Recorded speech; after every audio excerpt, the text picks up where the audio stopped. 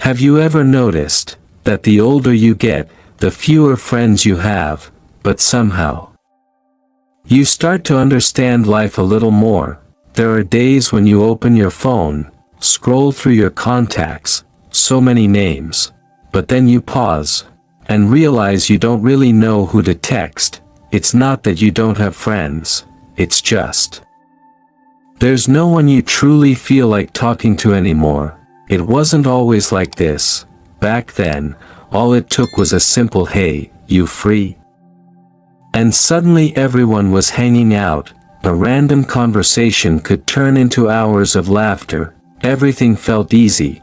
Conversations never seemed to end. Promises felt like they would last forever. You really believed that. But then time passed. Everyone went their own way. Everyone built their own life. Some got busy, some changed, and some just disappeared, without any explanation. At first, it hurts. It really does. You try to hold on. You text first. You reach out. You try to keep what used to feel so close.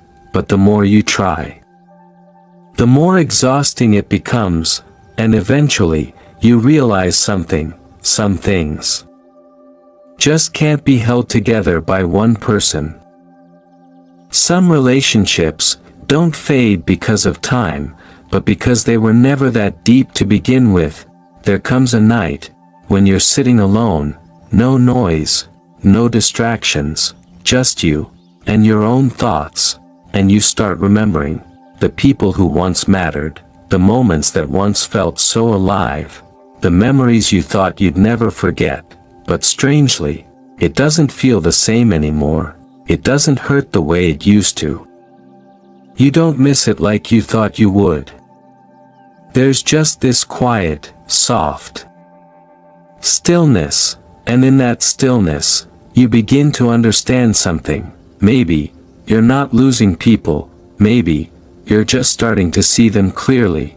When we're younger, we make friends so easily. If it feels right, we connect. If it's fun, we stay. But as you grow, you start to see deeper. You notice how people treat you. You feel the difference between real and fake. You see who's there when you need them, and who only shows up when they need something from you. And somewhere along the way, you change. You're not as open as before. You don't try to please everyone anymore. You speak less. You observe more. You understand more, without needing to say it out loud. There are conversations you choose to step away from, relationships you quietly distance yourself from, not because you've become cold, but because you've started to respect yourself. You begin to understand something simple, but not easy to accept. Not everyone who comes into your life is meant to stay. Some people come and go quickly. Some stay a little longer, then leave. Some bring joy, some leave scars, but all of them leave you with something: growth. And after going through enough of that, you start to realize, not every relationship is worth holding on to, not everyone is meant to stay, and not every moment requires you to fight to keep someone from leaving. There are days when you look at your life, fewer people, less noise, fewer plans, but somehow, your mind feels calmer. You're not overthinking everything anymore. You're not trying to read people's minds. You're not forcing yourself to fit in. It's just a quiet kind of peace. In Buddhism, there's a simple idea: everything changes. It sounds obvious, but truly understanding it takes time. People change, feelings change, relationships change too. Nothing stays the same forever. At first, that idea feels sad, because we all want to hold on to the good things. We want to keep someone close. We want relationships that never change. But over time, you realize something else. The more you try to hold on, the more it hurts.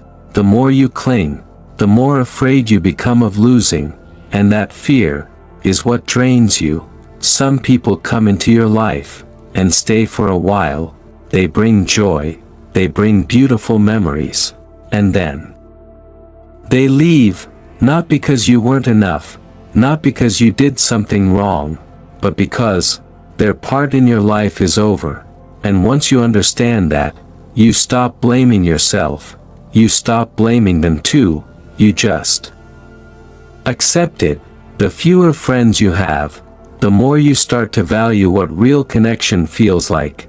You don't need a lot of people anymore, just a few who truly get you, the kind of people you can sit with in silence and still feel comfortable, the kind of people who don't need long explanations, the ones who stay even when you're not at your best. And sometimes that person is you. You start learning how to be alone without feeling empty, sitting in a cafe by yourself, listening to music, watching the world go by, and you realize you're okay, not overly happy, not sad either, just at ease. That's when you understand something important. Happiness doesn't come from how many people are around you, it comes from whether you're at peace with yourself. There's a phase where you feel lost, you don't belong to your old circle anymore. But you haven't found a new one either. That phase is uncomfortable, but it's necessary, because that's when you're changing, letting go of who you used to be, to become someone new. And in that process, losing people is inevitable. Having fewer friends doesn't mean you've become less likable. It means you're no longer willing to accept what doesn't align with you. You start setting boundaries. You know what's enough, and what isn't worth it anymore. You stop trying to be liked by everyone. You just want to be yourself, and that feels like freedom. Maybe you won't have a big circle anymore, but the ones who stay are the ones who truly matter. And more importantly, you don't lose yourself anymore. The fewer friends you have, the more clearly you see life. That being surrounded by people doesn't always mean you feel warm, and being alone doesn't always mean you're lonely. Sometimes, a few genuine connections are worth more than a crowd. A peaceful mind is worth more than endless noise, and a simple life often brings the deepest kind of happiness. One day, you'll stop counting how many friends you have. You'll only care about who truly stays, who makes you feel lighter, who lets you be yourself. And when you reach that point, you'll understand loneliness isn't the scary part. What's truly scary is being surrounded by people and still feeling alone.